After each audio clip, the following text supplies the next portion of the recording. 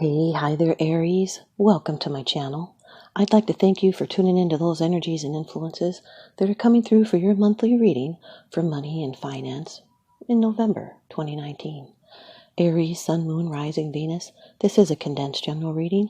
Please only take the portions that resonate with you. Okay, Aries, off camera to save time, I've done a protective blessing. I've meditated over and shuffled these cards just for you. Your first card. It's the general atmosphere. It's the background and the basis of the matter. 7 of Wands, Aries.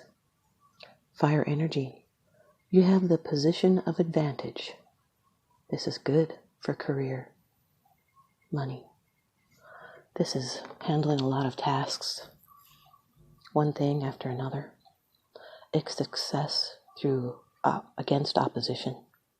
And it's victory through courage. It's competition in business or trade. This is the completion of a phase. You have deep purpose and valor in facing tests.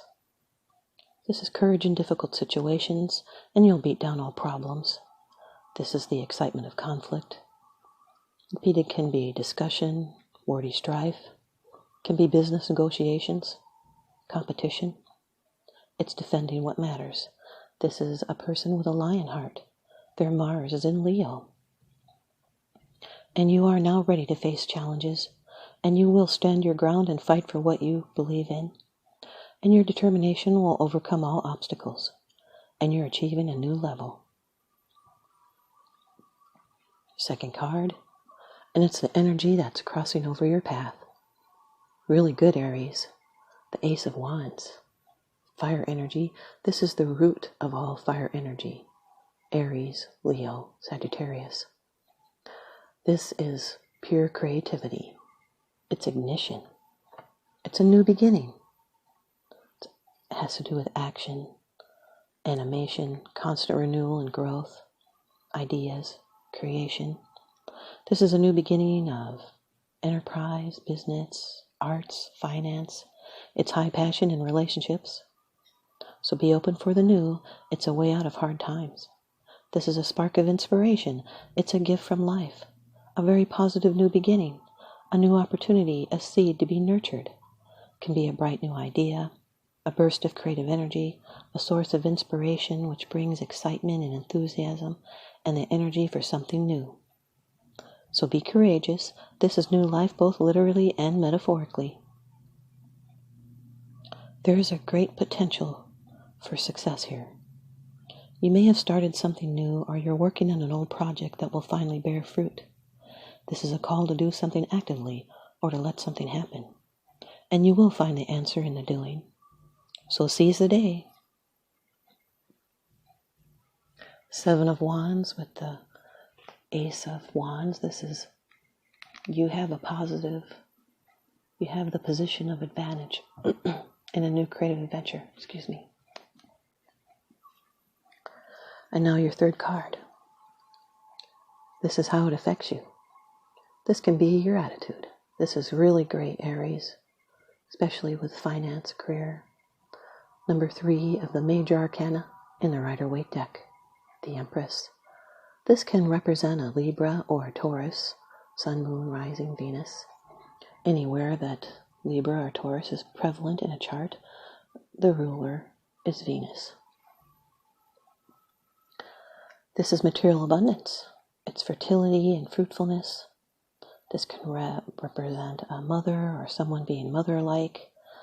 This is someone that they have the divine feminine authority. So they have the right to rule. So they never question any of the decisions they make. This can represent material wealth, marriage, fertility for would-be parents or farmers or people in the creative arts. This is love through compassion and nurturing, and open to pleasure, and beauty and abundance. It's passion and sensual involvement with the world, a time of passion, of sexual desire, and enjoyment of life. This is the feminine authority card. So it has to do with security, the comforts of home and domestic harmony. It's strong female energy at work here. This is a creative force that works for harmony. She brings things that are separate back together again and reconciles differences. Represents emotional control and congeniality. You could be in the position of nurturing other people. You could be caring for someone, being supportive of a spouse or a friend or someone in need. And it is appropriate for you to nurture now because you have the inner strength and the ability to do so without depleting yourself. You're feeling the need to focus on family. The Ace of Wands with the Empress. This is finding great satisfaction with your new venture. There's abundance and the birth of a new business plan. And now your fourth card. It's the position of the future. It's the outcome, the results, and the advice. Really good money reading here for you, Aries. Number 17 of the major arcana, the Star. This can represent an Aquarius, Sun, Moon, Rising, Venus. Or can just be the energies that are coming in too. This is wishes coming true, Aries. It's great love and great hope. It's renewal. It's peace and insight and inspiration. It's unselfish aid and good health. This is the gifts of the Spirit. It's great love being given and received. It's the peace and the confidence that comes after the explosion of the tower. There's renewal. It's faith renewed. This person's calm confidence carries them through all situations. And there's mental stability. It's being at the right place at the right time, nurturing a dream, and the realization of dreams and goals that are now possible because your lucky stars are with you in this venture. So make the most of the now because heavenly influences are surrounding you and blessings are flowing freely like water.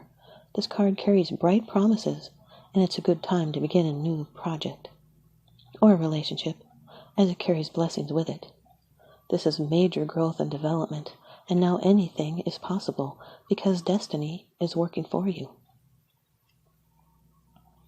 I'm going to have a little note at the end about the difference between fate and destiny. Now the Empress with the Star, this is fulfilling destiny. It's taking every opportunity and making the most of it. Your luck is peaking, and you are respected and loved at work. This is feeling like you're thinking like this is the one. This can also represent success, riches, and even fame. And now your fifth card. It's the bottom of the deck card. The underlying issue. This is what's unseen. Number 15 of the major arcana, the Devil. This can be a Capricorn, Sun, Moon, Rising, Venus. Doesn't have to be though. It can just be the energy of temptation. Bondage. This is extra energy. It can be toxic, especially, and that would limit you, block you. And you could be chained by wrong choices, chained by greed. Could be a challenge of oppression of illusions. Could be an oppressive situation that may be controlling you or a situation around you that would bring illusions of helplessness. This can also represent a sexual relationship that's become obsessive and destructive. It can refer to a person with power over another or overdoing something too much, which is tempting because it's something that you like. That's why you overdo it so much. This can be a pleasure-seeking couple. It's serving what enslaves you. You'll need to place boundaries against users and takers. You might be experiencing restrictions or acting in ways that impede your growth. Struggling with or denying addiction or depression or projecting your faults onto others. Now the Star with the Devil card. This is a feeling of unity with nature. It's a good time to get a pet. It's also a good time to go for a walk in the park. And you can choose to resist temptation. And you might be hoping it will get better through your efforts. And the Empress with the Devil. This is oblivious to some hurt that you caused someone. You'll need to avoid gossip and casual dismissal of others. And the Seven of Wands with the Devil, you need to watch out because you may be fighting a battle for a manipulative person. So slow down and make sure you're not being used. And now your advice from the Oracle deck, Earth Magic by Stephen Farmer. You've got DNA and karma. DNA, Aries. Karma, a concept in many Eastern religions, is a Sanskrit word implying that the greater universal laws of cause and effect. It's providing an implied code of ethics within the structure of the seemingly endless cycles of birth, death, and rebirth, which we experience throughout our lives in many different versions. The mistaken notion about karma is that when some kind of punishment, but it's not a punishment. In fact, it's the purest form. In its purest form, it simply asserts that our conduct in this lifetime will determine our next incarnation. It has also come to mean that how our behavior and actions in this lifetime create consequences in a slightly different version of the golden rule. We not only carry out our soul's karma into this lifetime, but it's also embedded in the complex coding of our DNA. It's our genetic ancestral karma. The double helix structure of DNA contains codes that have been passed down from our parents and grandparents, as well as our ancestors. Therefore, we have some of the same genetic information that comes from the DNA of very early humans. In this card, we see two intertwined serpents with double helixes on either side. Variations of this archetypal image exist in many cultures, both traditional and contemporary. It's a graphic representation of the most ancient ancestry we can lay claim to, our DNA, the fundamental substance of life itself that provides substantial determination of our life path. Aries, aspects of your soul entered your primitive physical self long before you'd begun to take form. While the DNA that you inherited from your biological parents has a physical component, it also has a soul pattern that came together in the creation of you. You are predisposed to follow karmic dictates of this patterning to some extent, yet as you evolve in your consciousness and expand the light of your awareness, you can make choices that shift and modify this ancestral design. This is one of those times.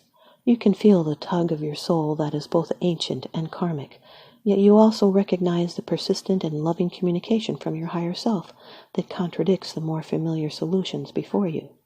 The choice is up to you, but know that every time you heed the guidance of your higher self, no matter what the etheric or physical form it takes, human consciousness is elevated.